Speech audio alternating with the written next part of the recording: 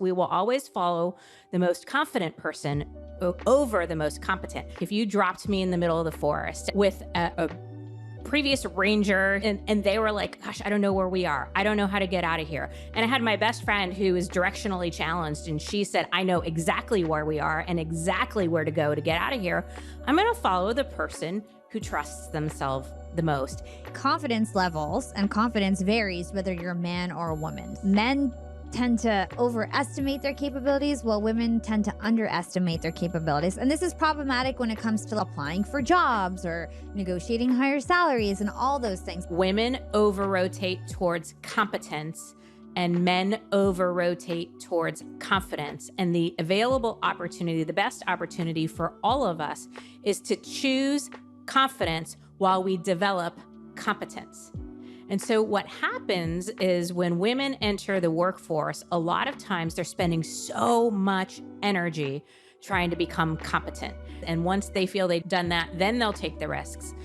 Whereas men are rotating towards confidence.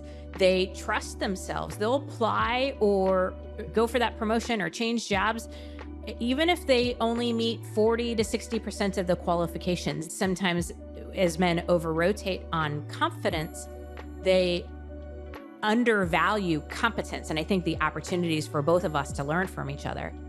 Choose confidence while developing your competence.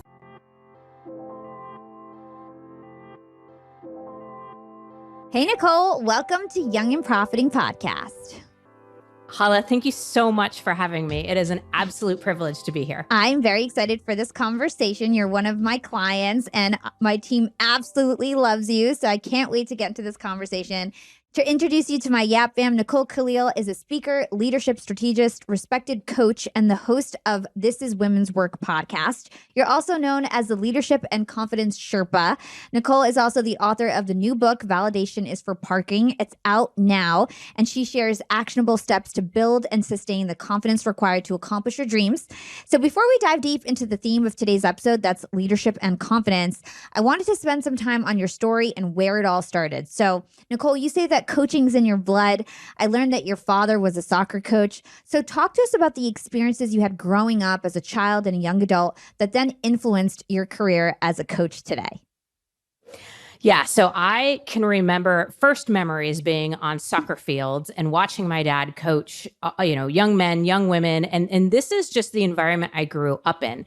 So I loved the idea of supporting people, helping people to achieve their goals. I loved watching teams work together. I loved watching people achieve their potential that they didn't even really know that they had when they first walked on the field in that case. And I just fell in love with it. I'm also the child of two immigrants. So my dad is from Mexico. My mom is from Germany. And so as a first generation American, it was really impactful to see the difference that my dad was making, not just in the players, not just in the team, but in the community and in the people that came and the fans and all of that stuff. And it just inspired me. My dad is a lot like we have very similar personalities, and it's just been an obvious outcome from my upbringing that I would land in coaching, in leadership, in team environments. So I would say it's kind of pre-written. Yeah, that's very cool. It's so funny. As I'm learning more about you, I realize how much we have in common. Like my dad's also my hero, the guy who inspired me to go on with my career. So very cool. So let's talk about your early days in your career. You started your corporate career at the Fortune 100 company called Northwestern Mutual. You rose up the ranks. You became the first female development officer in history. So first of all, I've never heard of that role before. I'd love to understand what kind of duties belong to a role like that. Yeah. And ultimately I ended up being the first chief development officer. So something about having chief in front of, your title is a big deal. So I was ultimately responsible for what they called the core four, which was basically the development of new advisors coming into financial services, the recruiting of those advisors, our internship program, as well as the early phases of leadership development. So very integral, very important goals and focus of the company. So it was a really big role and a really impactful and powerful one. Cool. So moving on to the theme of today's podcast, that's confidence. You are a total expert in confidence. And you say that oftentimes people hire the most confident leader over the most competent leader. So I thought that'd be a fun place to start. Why is confidence valued more than competency in the workplace in your experience?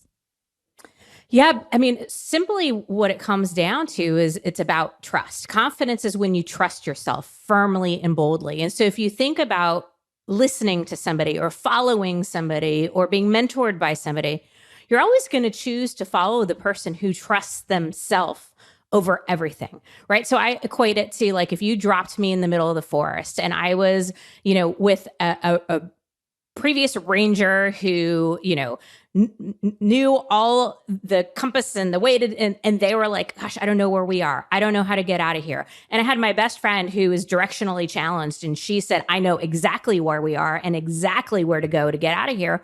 I'm going to follow the person who trusts themselves the most, even over the most competent person, which research supports. We will always follow the most confident person in the room over the most competent, which may not necessarily be good news, but it is good to know. Yeah, and it makes sense because you think about people always say, everybody follows the loudest person in the room, right? Because that person is usually the most confident. They're willing to speak up. And so people end up listening to them. So it totally makes sense. So let's talk about your story. I was reading your book, and the very first 3 words in the book is you've been conned, right? And that was actually talking about you yourself. At the height of your corporate career, you were admired by so many people. You were this big, boss babe at your company. And inside, you actually felt like a fraud who was living in constant fear of being found out. So I'd love for you to talk to us about this thing you call the confidence con and how you snapped out of it. Yeah. So for me, it was really that disconnect from how it looked from the outside looking in versus how it felt on the inside. And I had spent so much energy trying to look the part of a confident and successful person. And in doing so, I put all of my value and all of my worth in external things. I kept thinking, if I achieve this goal, then I'll feel confident. If I earn this level of income, then I'll feel confident. If I get the promotion or whatever, you fill in the blank. It was always something I needed to do or achieve or prove that was going to, trigger my confidence. And unfortunately, it doesn't work. And we know this. Ultimately, our confidence isn't outside of us. No one or nothing externally is holding on to our confidence for us. And so because I had put so much weight and so much value on all of that, I had become completely disconnected from myself. And so at the height of my professional success at this Fortune 100 company, I felt like I was playing a part. I was playing this Oscar-worthy performance of my life, but I hadn't even thought to put myself in the leading role. And it was that feeling of being a fraud, this feeling that I was conning everyone around me, that had me begin to do the research, test out things, observe, experience what confidence really is and how we actually build it. And that just became my life's work. Yeah. So, I think it's true for a lot of us. Our purpose stems from our pain. And I often say I became obsessed with confidence because I had none of it. Yeah. I want you to go a level deeper now. I really want you to tell us, what were you feeling like on the inside? What did you look like on the outside? And then what was actually going on behind closed doors? Yeah. So first, I was incredibly lonely. Like I would spend all weekend waiting for Monday morning to arrive so that I could have purpose and value again. I looked the part of the successful independent woman. I had the designer clothes. I'd bought my second home by the time I was 30. I, drove the nice car. I checked all the exterior boxes, but I had an above average spending problem to go along with my above average income. I was dating all the wrong guys, like for all the wrong reasons. I was trying to prove myself. Like I figured if I could find somebody who would choose me or who would love me, then I would feel worthy and valued. And so I unfortunately spent far too many years chasing the feeling with someone else or something else. And it just served to make me feel emptier and lonelier and just more confused. Yeah.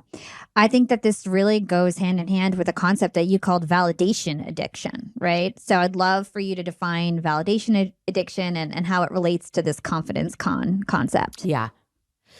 Yeah. So let me say for the record, I am not saying that validation or compliments or achievement or success is a bad thing. All of those things feel great, and there's nothing wrong with them. What I'm trying to say is to separate validation from our confidence. Confidence is something that is a precursor to our achievements, a precursor to compliments and validation and all of that. If we need validation, if we need compliments, if we need successes in order to trust ourselves, then it's not confidence at all. In fact, I would argue where true confidence, the true magic happens is during the times where we have fear or doubt or have experienced failure or made mistakes on our journey to achievement, on our journey to success. That's where real confidence really matters, because that's when it's hardest to trust ourselves. Super easy to trust ourselves when everything's going according to plan, when every, box is being checked. And so I think so many of us have become addicted to this external thing, whether it be validation, whether it be income, whether it be a certain number on the scale. We become addicted to the thing because when we get it, it feels good momentarily, but it's a temporary thing. And then it goes away, and then we need more of it. And then we crave more of it. And then we become junkies for the thing. And my point that I'm really trying to make is that isn't confidence.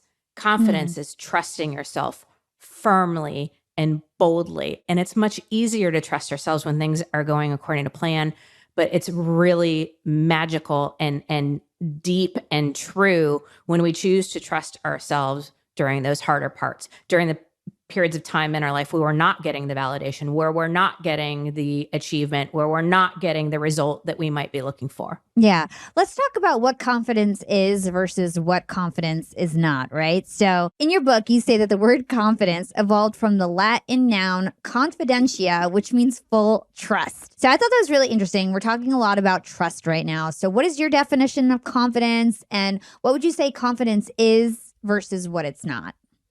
Yeah. So, you hit the nail on the head. If you look at the etymology of the word, the root of the word, it's about trusting ourselves. So when we have confidence is when we're choosing to trust ourselves firmly and boldly. Confidence is a choice and a skill. So it's something we can develop literally anytime we want. It's also something we can choose anytime we want, which I think is great news. Confidence is when you know who you are. There's a measure of self-awareness. You own who you're not. You understand what's not meant for you. You're letting go of perfection or the need to do it all, have it all, and be it all. And you choose to embrace all of it. You embrace yourself. But its simplest form, it's about trusting yourself. So that's what confidence is. What it's not is confidence is not a feeling. I think sometimes we think if we have it as a feeling, it's like either I woke up confident today and I can go do that thing, or I didn't and I shouldn't. There's that expression, fake it till you make it. I'm not a big fan of doing anything where it requires us faking it, because we're basically asking ourselves to be inauthentic. I say choose it until you become it. Choose confidence minute by minute, hour by hour, day by day, until the feeling catches up. Confidence is also not the same as being attractive or being happy or being successful. Again, nothing wrong with any of those things. But I think the messaging that we're constantly getting is if you buy this product, then you'll feel confident. If you look a certain way, then you'll be confident. If you succeed at a certain level, then you'll be confident. Those are different things. Being attractive, being successful, being happy, all great feelings. I wish them all for you. But it is not the same thing as being confident. And I think being confident, and I think that word is being thrown around a little bit too much. So Yeah, that's what it is and 100%. what it isn't. Yeah, I love that definition and your explanation. And I have to say that if confidence was easy, everyone would be confident, right? There's lots of things that derail us that make it really hard to be confident. For one, social media and comparing and just the way that our society is run right now. It's just so easy to become inconfident because there's so much out there to compare yourself to. So let's talk about what is wrong with today's society in terms of why validation addiction is such a thing, especially in 2022. Yeah, well, I think you hit the nail on the head. Social media just made it so much easier and so much more accessible to compare ourselves to other people. And the problem too is we're not comparing apples to apples. We're comparing apples to airplanes. And what I mean by that is like we are looking at somebody's highlight moments, their best bits, their greatest achievements, because that's what they're showing us on social media. And we have the audacity to compare that to our everyday, normal, behind the scenes life. And of course, we're going to fall up short, So I think what's really challenging is, there's a quote that I love: never compare your behind the scenes to somebody else's highlight reel. And I think that's what we are experiencing on social media. And so I know comparison and judgment existed many, many years ago, but I think social media is one thing that we can point to. While there's great benefits, it's just made it, unfortunately, a little bit too easy to compare those behind the scenes to somebody else's highlight reel. Yeah. So what do you suggest that we do in terms of counteracting this validation addiction and stopping comparison and judgment? And we'll get into some other derailment factors in a bit, but with those two, what do you suggest we do to overcome it? Yeah, so I've identified 5 confidence builders, and you could choose any one of them, and we can dig into any one of them a little bit deeper, but I'll share with you what they are. So the first confidence builder is action. Action builds confidence. There's no ifs, ands, or buts about it. You can't think or hope or fingers and toes cross your way into confidence. You act your way into confidence. So action builds confidence. The second confidence builder is failure, mistakes, fear, doubt, missteps, whatever you want to call it. It's navigating through the harder, more uncomfortable parts of our life and choosing to trust ourselves anyway. Giving ourselves grace on the journey is the third confidence builder. It's how we speak to ourselves about ourselves. So this could be a good one in the social media space.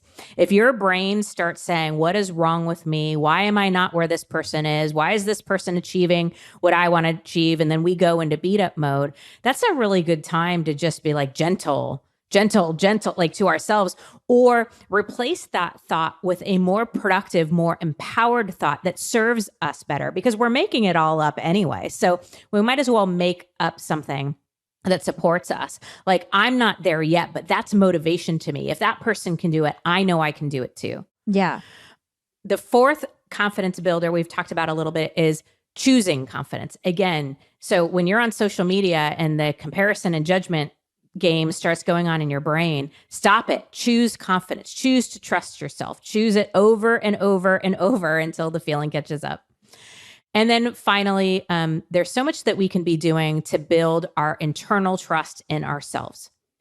So if the problem is seeking confidence externally, the antidote is building it internally. And there are lots of ways to do this: keeping our commitments, communicating healthy boundaries, standing up for ourselves, speaking our truth. There's so many things. But the simplest way to do this is think about, how do you build trust with the people in your life? How do they build trust with you? And therein lies the answer, your unique answer of how you're probably going to build trust within yourself. Apply those things to yourself and focus that energy on the things that you can control and the work that you can do internally to trust yourself more. And the answer isn't necessarily not being on social media or not comparing yourself, but to choose to trust yourself in the face of that, I think, is the opportunity. Yeah, I love what you're saying. You're basically saying, like, when you see something and you notice these feelings of insecurity, like, step back and like kind of talk yourself out of it. right? And so I Yeah. love that. So speaking of talking yourself out of it, you talk about different confidence derailers, barriers that prevent us from having confidence, and one of them is head trash. So I feel like this is Yes. all sort of related. So talk to us about head trash.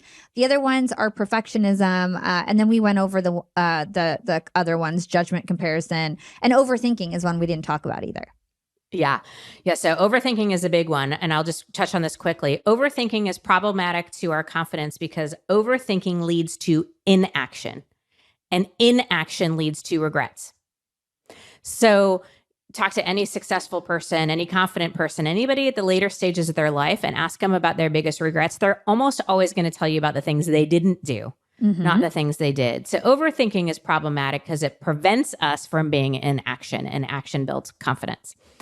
Yeah, head trash is a big one. This is the things we say to ourselves about ourselves in our own mind. They're very rarely kind and very rarely true, right? Things like I'm not good enough, or I'm too much, or I'm, whatever, fill in the blank. We all have our version of the things that we say to ourselves about ourselves. And we just need to be mindful that we would never say those things to somebody that we love. We would never say it to a spouse or a partner or a best friend or a child. And we should first and foremost be somebody that we love. So we probably shouldn't be saying those things to ourselves. And Hala, you hit the nail on the head. I think our opportunity is to catch it, name it, and replace it with something more empowered and more productive. And that takes practice because we're so used to that voice in our head and we interact with it as if it's true, as if it is right or that it knows what it's talking about. And the reality is head trash is the bully of confidence. That's what I think about that voice in our head. And we should probably stop bullying ourselves if we have any hope of trusting ourselves and showing up confidently in our lives. And by the way, it's like all of that is felt by other people, right? If you walk into a room and in your head you're like, I don't belong here. I'm small. I'm not smart enough. I'm this, I'm that. I'm ugly. Whatever you're thinking in your head, people are going to think that about you because that's what you're projecting vibrationally. I know this is a little woo-woo, but I truly believe that. Like before I go into any conversation, any sales call, I literally try to pump myself up. Even with lies. I learned this from Marissa Peer. She says, tell yourself a better lie, right? When you're your self-talk, tell yourself a better lie. You could be telling yourself one lie that's not true, that's negative about yourself, or you could be telling a lie like, I'm the best seller in the world, which is clearly not true. But if you tell yourself that lie, you'll come with that feeling of confidence.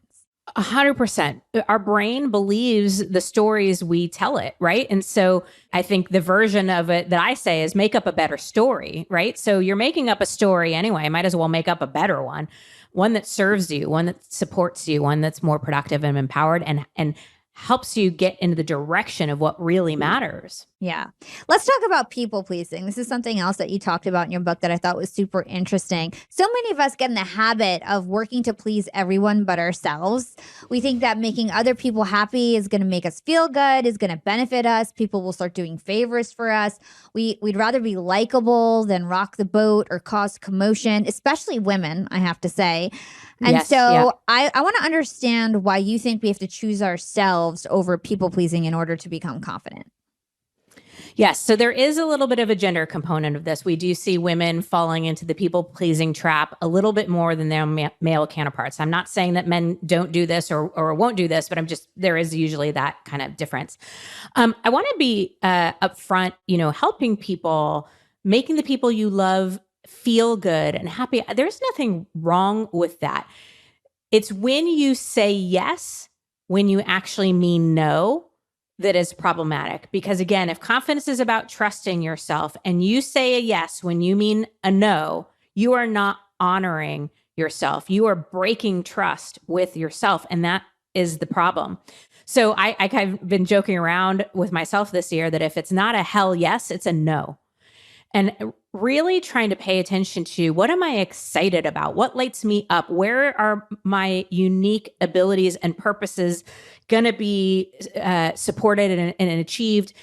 And if it doesn't fall on that, then it's at least a not yet, if not a no. Because I fall into that trap. I have a tendency to be self-sacrificing. I have a tendency to want to please and prove myself to others. And it wasn't until I recognized the damage I was doing to the trust in myself when I said yes, but meant no, that it became obvious to me that I had to do something about it. Mm. Yeah, this is so interesting to me. So I remember I used to work in corporate. Now I'm an entrepreneur like you. And I was always a bossy girl, right? And I always, did really well at work, super productive, had my shit together, and I would be very opinionated because I had the experiences and was very knowledgeable and was like kind of top of my field, that I would speak up. And I look very young and I'm a petite woman, and I would get a lot of things like in my reviews like, "Hey, you're aggressive." Or you're bossy. Everybody, like, people think you're bossy, or you need to be nicer to people. But I was very nice. I was just acting like a man. And so I want to understand your thoughts about this in terms of women, because it goes along with the people pleasing thing. It's like very hard to be likable if you want to like be at the top as a woman. Yeah. I found that like nobody liked me. Like, you know what I mean? Because it's like, but a man who acted exactly like me was liked, So I'd love to hear your thoughts on this. So, I mean, again, we have so many similarities, and I can share that I experienced the exact same thing. Well, so a couple thoughts. First, naturally, I have some characteristics that are ascribed to be more masculine. I'm very decisive. I'm blunt in my communication. I'm very results oriented. These are things that are true about me, but tend to be thought of as more masculine. Now, when I got into my professional environment, and in the field of finance is still very male dominated, what I ended up doing, and I'm not sure if you did this as well, I over rotated on all of my masculine qualities, and I shoved aside and undervalued all of my feminine ones, because the environment that I was in did the same thing. And I want to be really clear. I am not talking about women versus men. I'm talking about things that we ascribe to be more masculine or feminine. So I think this is problematic for all of us. If I am a CEO who happens to be a man, I might not feel comfortable accessing some of the more feminine qualities like vulnerability or transparency or listening or empathy, because I'm not supposed to. And I think that that's really problematic in all of our working environments. We want people to show up as their authentic best selves with their unique abilities and their gifts and all of their talents. But I think what happens for all of us is that we, in a lot of corporate and business environments, we all have the tendency to over-rotate on that masculine and undervalue and push aside the feminine. So that's one thing. The other thing I want to say as it relates to confidence is there are some emotions that I think are more available to specific genders. So I'll give the example as a woman, it's not as available for me to be angry. When I'm angry, people have judgments about that or perceptions about that, especially in the working environment, where a male counterpart could feel, act, and say in the exact same tone and the exact same volume what I would, and not face the same consequences. But the flip side is also true. Sadness is not an available emotion for a lot of men. And so if a man, for example, were to cry at work, I'm not saying it'd be welcomed if a woman did it, but if a woman did it, it'd be a little bit more acceptable than if a man did it. And here's where it's problematic as it relates to our confidence. When we don't allow people their normal, true, authentic emotions, we create environments where they separate from their trust a little bit every time. Because what we're saying is the way you feel isn't right. And how do I trust myself if I authentically feel angry, as an example? Like if somebody came and punched me in the face as I was walking down the street, I would feel angry. That's a normal human emotion. But if I'm not allowed to feel that way, then that has me question myself. It has me question my feelings. It has me question whether or not I can trust.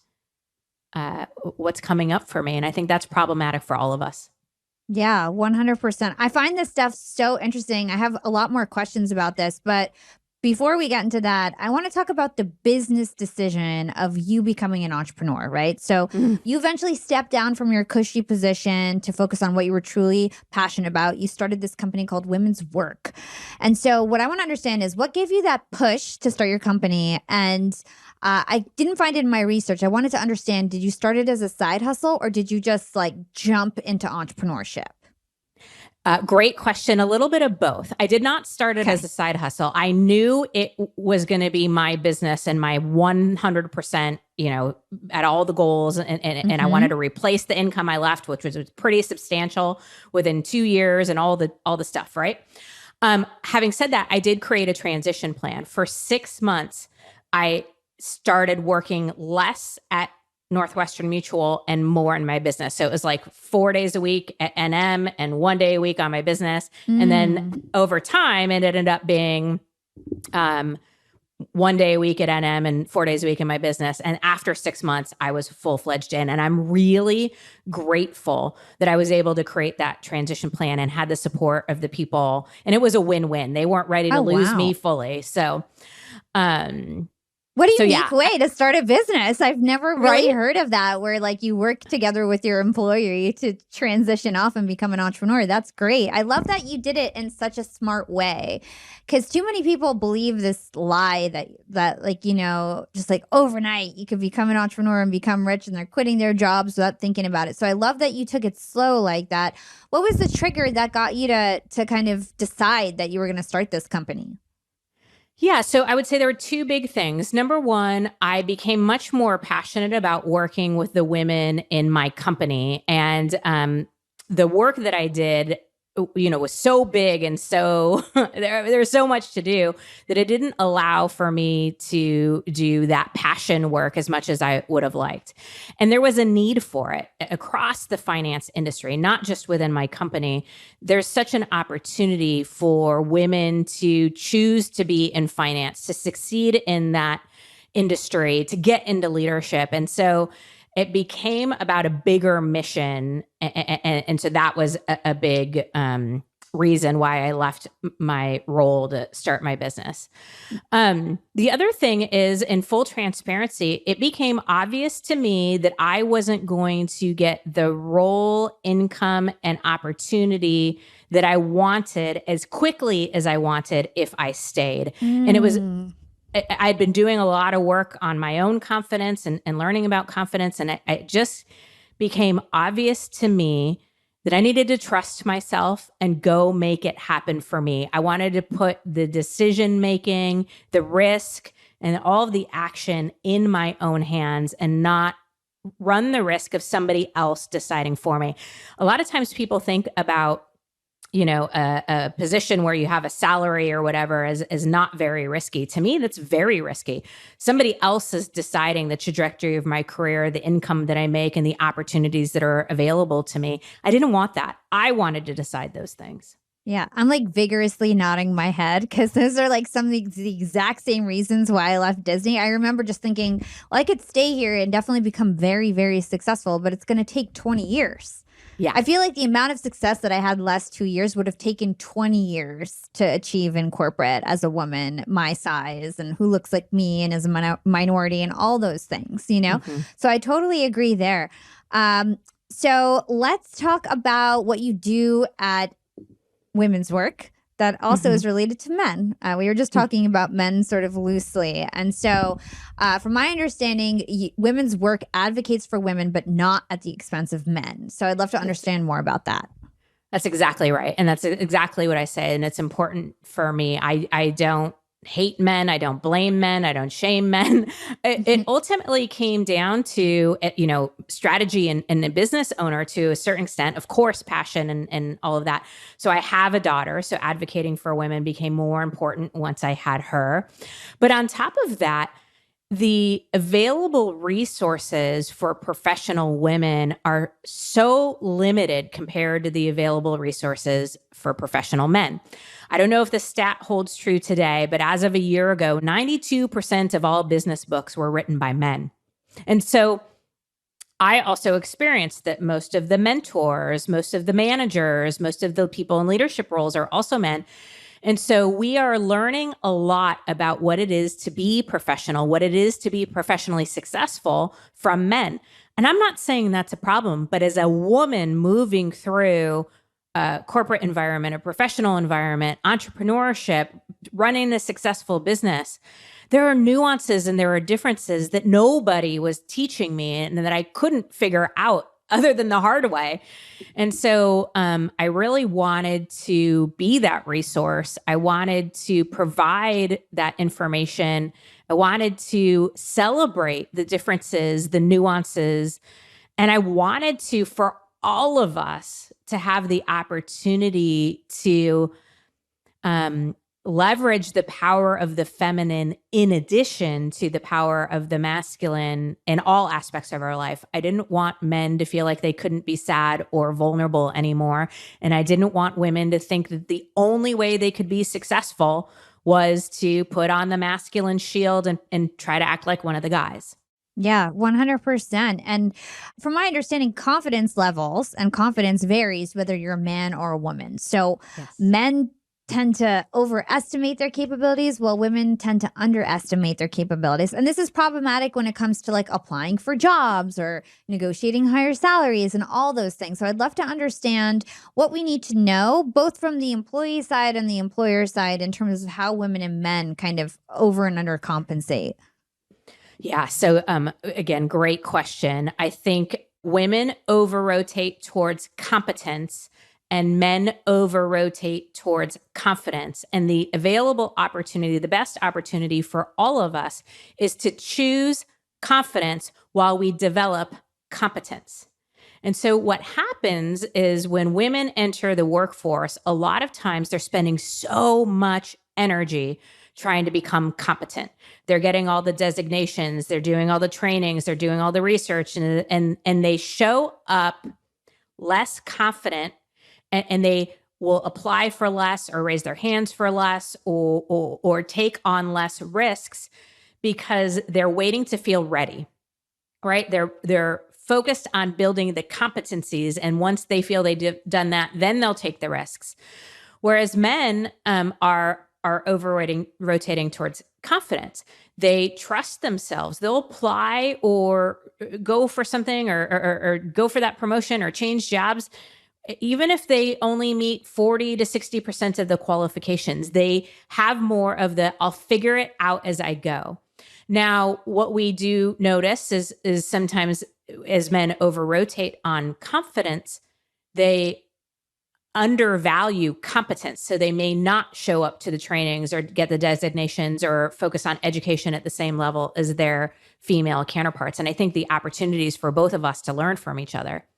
Choose confidence while developing your competence. And then the last thing I want to say is there does appear to be a gender impact on confidence. Research shows that little girls and little boys have about the same measure of confidence until early elementary years, about age 7 to age 9. And then we start seeing a separation, and it gets further and further separated. And so what's important to know is that young women and young men are entering their working years, entering the workforce with a gap in confidence. And it's not until about age 50 where we meet back in the middle in our 50s. And in their 60s, oddly, it appears women gain more confidence there than their male counterparts. And so if you are, a leader in a firm or, in a corporate environment, it's just important to know, generally speaking, I'm not speaking for every human, not every woman or not every man, but generally speaking, women are showing up to work with less confidence than their male counterparts. And so the best thing that we can be doing is investing and encouraging and supporting them developing that confidence within themselves. Wow, this is so interesting, and so much of what you're saying like reminds me of what some of my other past interviews have said. So I just interviewed this guy, Arthur Brooks, And so he taught me about something called fluid intelligence and crystallized intelligence. This is kind of going off tangent for a second, but it's pretty interesting. So fluid intelligence is like when you're really creative, innovative, it starts to decline in your late 30s. And crystallized intelligence starts to increase after you're 40, 50, and beyond. And basically, crystallized intelligence is like having wisdom. And he basically says there's two curves of success, and a lot of people miss their second curve of success. And that's because they're in their 40s, 50s, they're trying to compete with the younger guys and stay in this fluid intelligence mode when really they should be teaching others and serving others.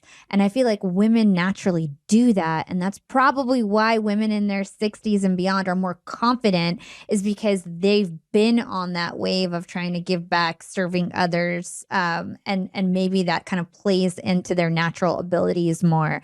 So it's just very interesting for it, like kind of just correlates to what I just learned. So I thought that was just so interesting. Absolutely. And it's fascinating. I'm definitely going to do more digging into that, but that completely jives with everything that I know and have learned as it relates to confidence. Yeah, cool. So let's talk about gender expectations. You were just alluding to this. A big part of your work is to eliminate these gender expectations. So I'd love to understand, what are a few examples or some common ones that we should know about? Yeah. So I think generally speaking, what's happened is there's been so many advancements for and with women, and we've made a lot of progress. But inevitably, what's happened is things have just been added. The available opportunities and options have been added, not replaced or adjusted. So, as an example, a few gender expectations for women: that we desire and want to have children, that we desire and want to have get married, that we desire and want to run our household and drop off our children and pick them up and volunteer for the PTA and cook all of our healthy meals and, organize all of the birthday parties. And while doing that, also work a full-time job, elevate ourselves to the C-suite, manage and lead a team or run a business or, all of that. And it's just, frankly, too much for any one human.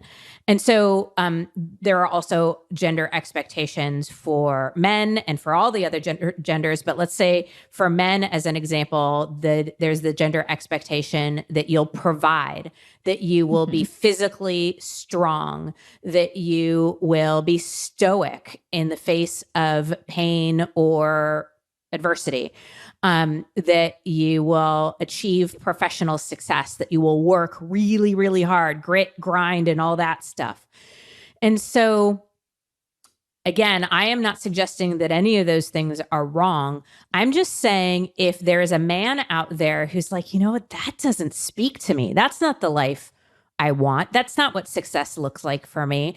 That they should be able to live their truth and authentically without being put in a box. Same thing for women. So in our household, my husband and I, my husband is uber successful. He runs a finance company and just crushes it. He does all of the grocery shopping and all of the cooking in our household. He also shares drop-offs and pickups for school. And I love that he does that. We have this amazing partnership that I'm so incredibly proud of. But here's what I know. People are always infatuated with how much he helps out at home. People are like, oh, you're so lucky that he does drop-offs and pickups. Oh my gosh, it's incredible that you have somebody that cooks. Nobody ever says that stuff to him. Right? Nobody's ever congratulated him that his wife does half the drop-offs. Anything, I think sometimes people judge me or are concerned that I'm not involved enough or committed enough. And trust me, I'm thoroughly engaged in our daughter's life.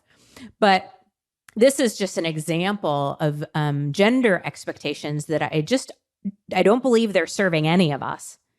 And what I fundamentally stand for is that we all get to show up as our best and authentic selves and live our truth without being shoved into a box just because of the packaging we happen to come in. Yeah, I feel like the work that you're doing is so important, especially as we move forward in the future, especially as more women are expected to work and provide half the household income. Things got to give at some point. It can't just be everything on the woman's back. Since we're talking about relationships and you're talking about your incredible partnership with your husband, I'd love to understand how you think personal relationships impact your confidence. Yeah. So great question. I often say this. I think I even say it in the book. I want to be really clear that marrying my husband did not give me confidence. Becoming confident is what allowed for us to find each other. If Mm, I hadn't been working on my confidence, if I hadn't been doing the work to build internal trust, I would have literally never seen him. Like mm, he could have been in the same room as me and I would have beelined to the, most emotionally unavailable, worst partner potential in the room because before I started working on my confidence, that was my type, right?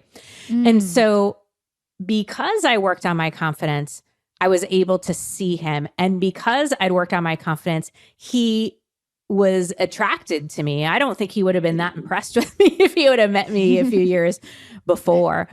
My Jay is a very confident human. I experience him that way. I've learned a lot by observing him and by being with him.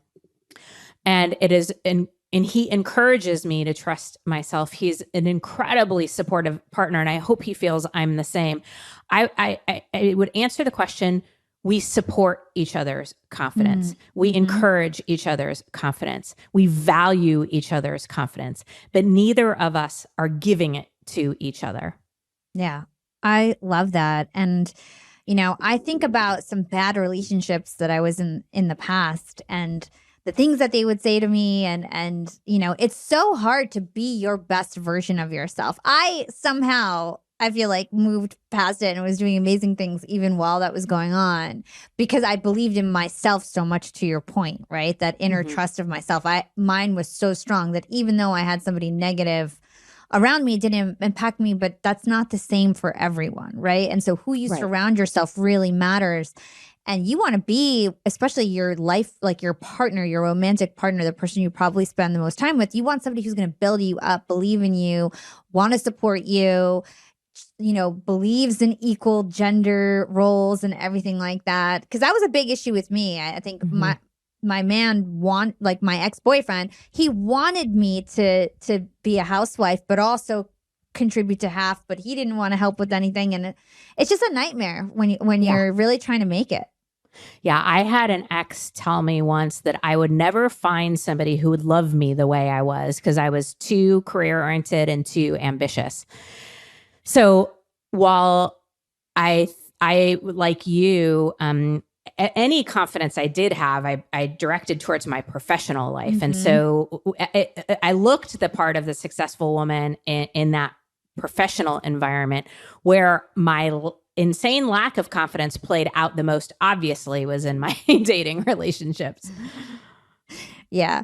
All right. So let's go back to something that my friend Heather Monahan, who's also your friend, she's the person that Yes, introduced us. Shout out to Heather Monahan, one of my we best love friends and Heather. mentor. Yeah. She is known as the confidence creator, another expert in confidence. And she always tells me that confidence is like a muscle. She's drilled this into my head. Confidence is like a muscle, Hala. She'd always tell me. So talk to me about that. Do you still work on your confidence today, or would you say that your confidence is totally, unshakable? Heather is dead on, and I always listen to everything that Heather says. So, yeah, she's right. Confidence is a muscle, and just like a muscle, if you're not using it, if you're not working it, if you're not building it, it will, go away. It will atrophy. It become less.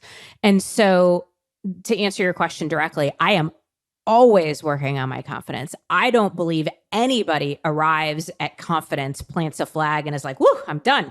This is not something you arrive to. It's an ongoing journey that we will all be on for the course of our life. And my confidence ebbs and flows And when I say that, what I mean is sometimes it's just easier for me to choose confidence. Sometimes it's just easier for me to be confident. Sometimes it's really a struggle and I have to do the work. I have to choose it minute by minute, sometimes second by second. It always pays off. I'm always glad that I did.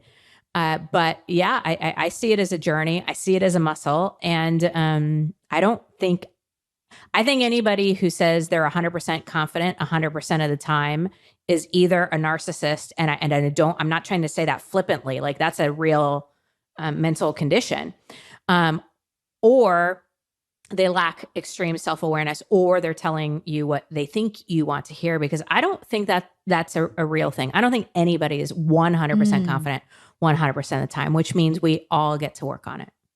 So it's funny that you say this. The other day, I was like, I always do like an outro at the end of every podcast. So like for you, I'll do one in a couple of weeks and like reflect back on the conversation. And I don't remember which interview it was, but I was going on a rant about how I was anti-humble. Right. And I did some definition of humble. It means to be small, low to the ground. Yikes. And I was just doing some thinking and I was like, I felt like there was too many people that I knew that were so afraid of looking not humble that they never talked about their accomplishments. They never not bragged about themselves, but they never even told people what their accomplishments were. Like, for example, they have a business, they won't post about it on social media, right? Because to them, that's so arrogant, that's so cocky. Or like they won an award, they don't post about it or tell anyone. And to me, I just feel like people who get ahead are the people that are willing to put themselves out there and have the confidence to do that. And so I went on a rant saying how I was anti-humble and that this whole culture of wanting to be humble is really hurting everyone and making the people who are not, it's like the people who are really outgoing are winning because they're not afraid to put themselves out there, but then everybody else is so afraid of being looked at as not humble. So yeah. I know you have some thoughts about this, so I'd love to hear them. Yeah. So first, as it relates to confidence, because I always bring it back to that, is confidence is not whether or not you are an extrovert or introvert, or whether you put yourself out there or don't, or whether you celebrate an achievement or don't. Like confidence is not having to compare yourself to anyone at all. Arrogance is when somebody has to be less than you in order for you to be successful or big or whatever.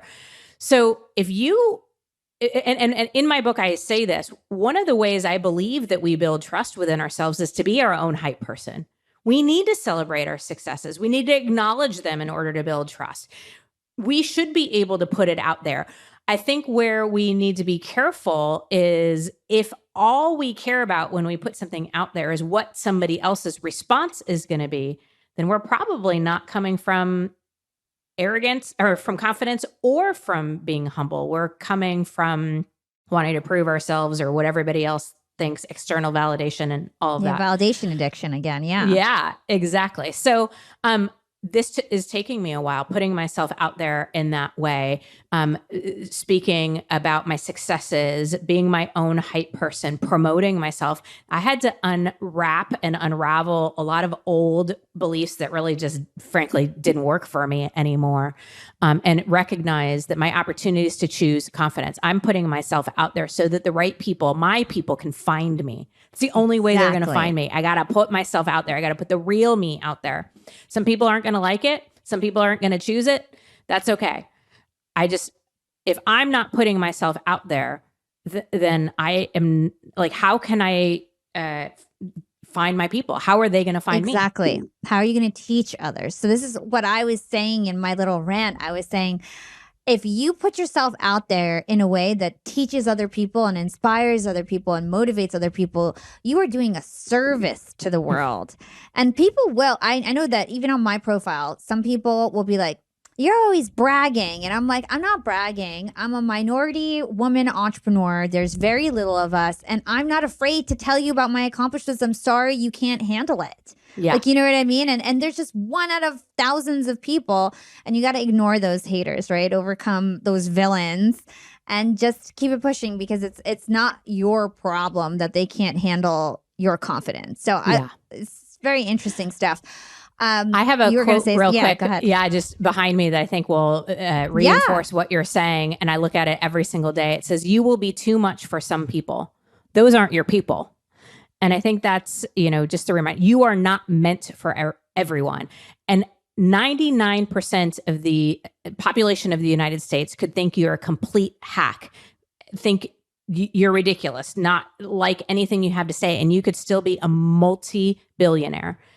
There is so many people out there, so much opportunity, so much abundance.